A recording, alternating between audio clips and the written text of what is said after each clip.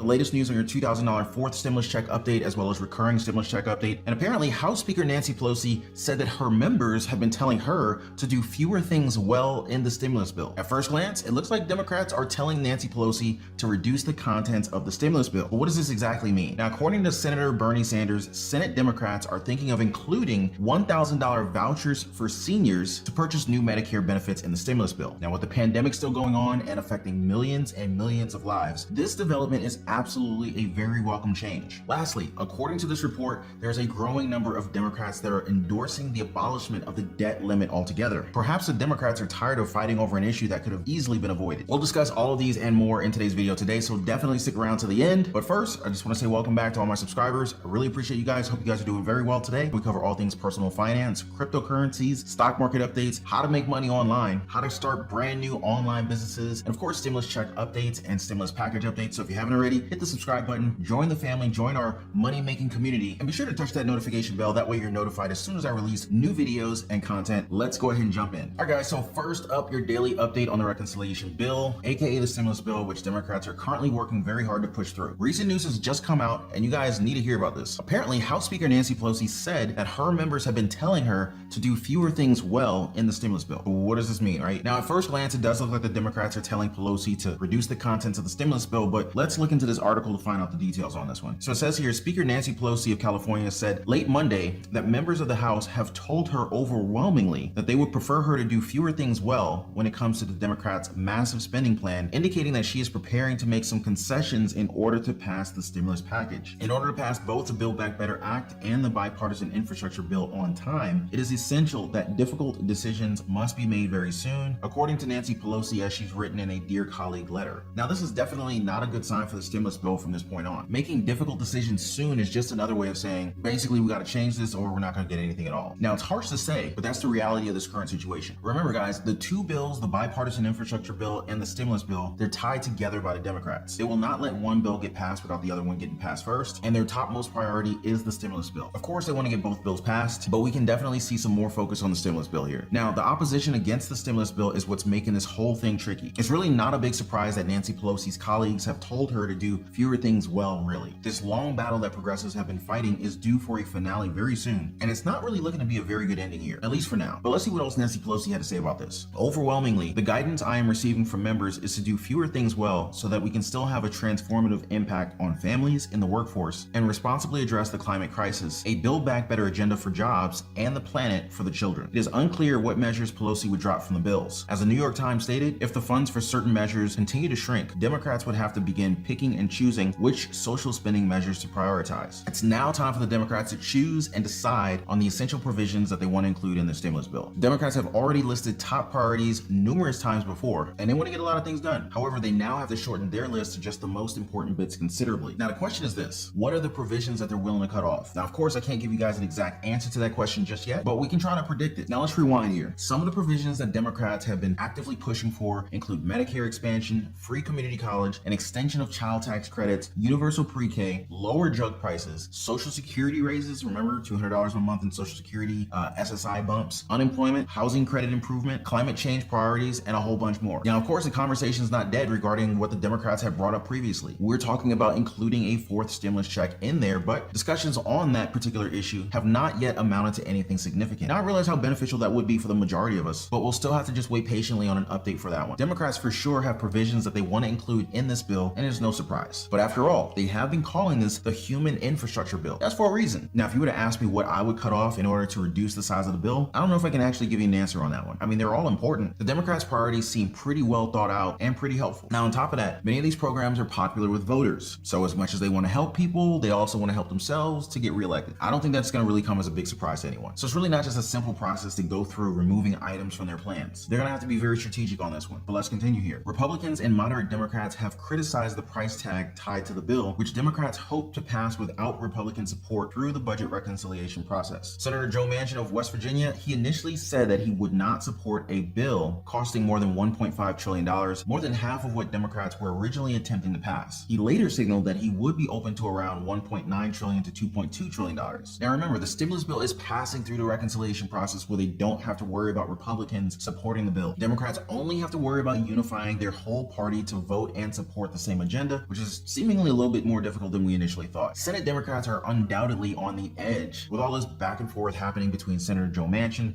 and the rest of the bunch. Now, if you guys forgot, the Senate cannot afford to lose even a single vote, so they're doing everything that they can to kind of reach a compromise between all their party members. Now, the stimulus bill's price tag has been the main point of contention these past few weeks, and a resolution to that doesn't seem to be coming anytime soon. Now, as we all know, progressives, they want the bill at $3.5 trillion, but recent reports have said that they're now open to going lower. I mean, what else can they do, right? They have to adjust or else they're going to lose the whole bill. Now, hopefully, Senators Joe Manchin and Kyrsten Sinema can kind of come back to their senses and start cooperating with their party here. Now, keep in mind, many things are at stake here, especially our chances of seeing a fourth stimulus check. I mean, I could honestly see with this reduced budget, seeing one or two line items reduced, but inserting a fourth stimulus check in order to win some votes, and of course, to also help the American people. I don't think that's too far the line to imagine that that could happen. But what do you guys think about this, though? Will Nancy Pelosi listen to her colleagues and cut off some parts of the bill? Would Bernie Sanders, a key leader in this push for the stimulus bill, actually let all this happen? How do you think that this is going to affect President Biden's popularity in the polls? I mean, no president wants to have their approval rating compromised, right? Things are definitely due for another interesting development very soon. Let me know your thoughts on this in the comments below. All right, so up next, more stimulus. Here's some news that you guys would definitely be happy to hear about. Now, according to Senator Bernie Sanders, Senate Democrats are now thinking of including $1,000 stimulus checks or vouchers for seniors to purchase new Medicare benefits in the stimulus bill. Now, I hope you guys see where this could possibly go. Hint, only a matter of time before they actually say, hey, we're going to introduce these fourth stimulus checks in this stimulus bill as well. That's just my prediction. I'm an optimistic person, but I'll keep you guys posted on that. But as far as these $1,000 vouchers are concerned, with the pandemic still ongoing and affecting millions of lives, this development is absolutely a very welcome change. Now, what exactly can the beneficiaries do with this new or these new $1,000 vouchers, even if it does get through? Let's find out here. Senator Bernie Sanders of Vermont on Tuesday said Senate Democrats were considering $1,000 vouchers for seniors to access expanded Medicare benefits that could form a major part of a $3.5 trillion social spending plan that they want to pass this month. He said it would serve as a brief stopgap measure while the programs are implemented. Now, in terms of the voucher, what we want to do is make sure that people understand the significance. So, as a bridge, I think that what we're looking at is here's $1,000 right away. Use that to go to the dentist if you cannot afford to go. That's very temporary, but maybe a bridge for a year. Basically, this is $1,000 stimulus payment, but only for Medicare benefits for seniors. Now, me personally, I don't see why you need to be limiting people on what they can spend the money on. Everyone's gonna have a unique situation. I don't feel like it's appropriate to tell people where they need to spend it. We're all adults here. You're gonna spend it where you need to, right? But more payments for the people are definitely great news, so this is a very good sign of things to come. Now, this is in spite of a reduced budget available for the stimulus package. $2.2 trillion is still a lot of money you can do a lot of good with. However, Bernie Sanders' statement here is a little bit confusing, but let me try to simplify this for you. Bernie Sanders is essentially saying that these planned $1,000 vouchers are only a temporary measure that they want to implement while other, more extensive programs are in progress. Hope you guys see where this could go, right? Such is the case because Medicare expansion will not be overnight and an immediate process once the stimulus bill gets passed. It will take time, maybe even years. So they are proposing these new $1,000 vouchers to fill that void. House Democrats introduced legislation for Medicare to gradually initiate vision coverage next year, hearing in 2023, with dental covered in 2028. But Sanders has said he favors a faster timeline for dental coverage. Other Senate Democrats also want to implement the programs sooner rather than later. I think we should try to get it stood up as fast as we could. This comes from Senator Bob Casey of Pennsylvania. I'm not saying we could do it in a matter of months, but I think we can do it a lot faster than a couple of years. But experts say it could take years for Medicare to design and implement new programs. Medicare was last expanded in 2003 under President George W. Bush to cover prescription drugs, and it started providing coverage 3 years later.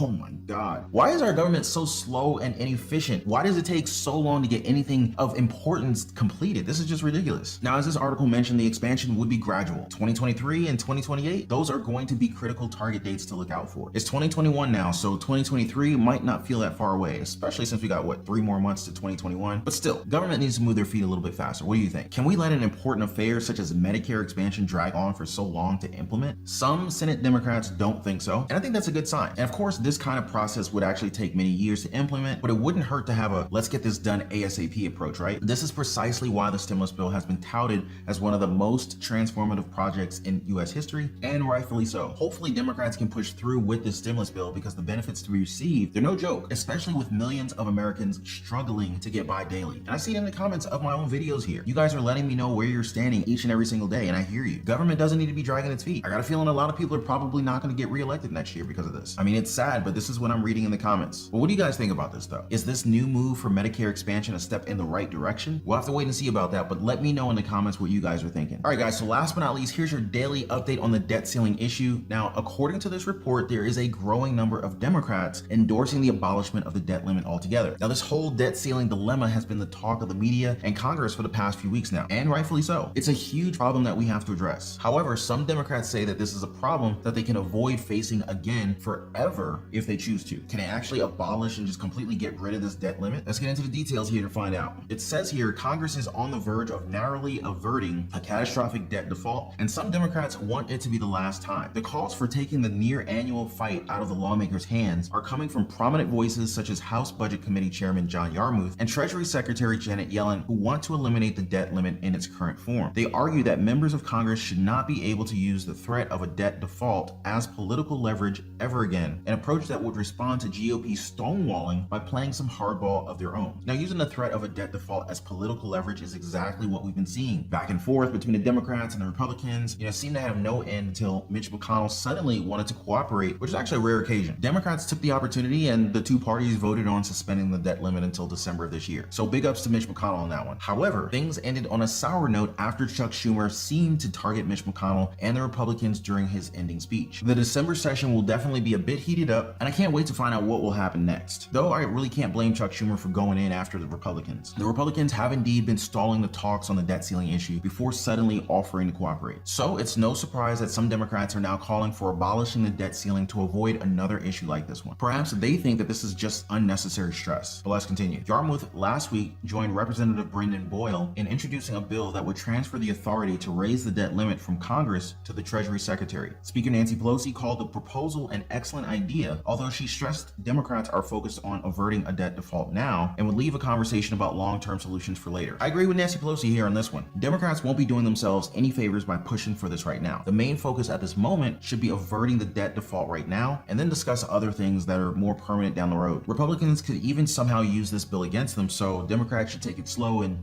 think strategically. Now again, not a Democrat, not a Republican here. I'm just looking at this from a neutral point of view to give you guys an unbiased news and discussion that I know you guys come here for. But meanwhile, Yellen came out in support of getting rid of the debt limit in testimony last week before the House Financial Services Committee, arguing that it's impractical to limit the Treasury's ability to pay for spending that's already been enacted by Congress and by the president. When Congress legislates expenditures and puts in place tax policy that determines taxes, those are crucial decisions Congress is making, she said. If to finance those spending and tax decisions, it's necessary to issue additional debt, I believe it's very destructive to the president and myself, the Treasury Secretary, in the situation where we might be unable to pay the bills that result from those past decisions. Now, if you guys don't know, it's actually the Treasury that's directly responsible for handling payments and the country's debt. So if we were to think of one agency that's probably been stressing the most over this whole dilemma, it's probably them. Yellen made a valid and reasonable point here, which she expressed in a pretty understandable way. Congress just has to follow through with their words and let the Treasury pay for the legislation that they enacted. Why make the Treasury's job any harder than it already is, right? The US is one of the few countries in the world with a debt ceiling, and we're one of the few that's at risk of closing due to the debt ceiling itself. Why don't other countries have a debt ceiling? Perhaps we should follow suit. But what do you guys think? Whatever their decision may be on this one, let's hope they decide quickly. But let me know your thoughts in the comments below. So anyway, guys, that's all for the news on your fourth stimulus check update, recurring stimulus check update. Democrats telling Nancy Pelosi to do fewer things in the stimulus bill, Senate Democrats considering including $1,000 vouchers in the stimulus bill, and a growing number of Democrats calling for the abolishment of the debt limit altogether. But what do you guys think? Hit me up in the comments below. Hope you guys appreciated it all. If you have not already, do like this video, definitely subscribe to the channel, and hit that notification bell. That way you're notified as soon as I release new videos and content, and I will see you guys on the next video. Take care and be safe.